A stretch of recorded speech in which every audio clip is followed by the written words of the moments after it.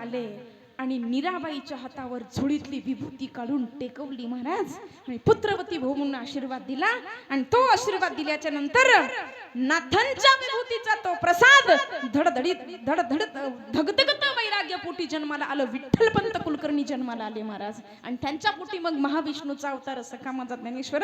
पण त्या अगोदर गायत्री मातेची कृपा होती. 12 वर्ष गायत्रीची पुनश्रणी गोदा पात्रामध्ये उभं राहून गोविंद पंतांनी केली होती महाराज. सामान्य नाहीये ते कुळ.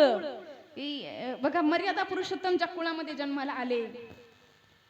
भगीरथ राजा पूर्वजांना मुक्ती मिळवण्यासाठी ताप केलं, तपश्चर्या केली आणि गंगा मातेला या भूतलावर आणलं.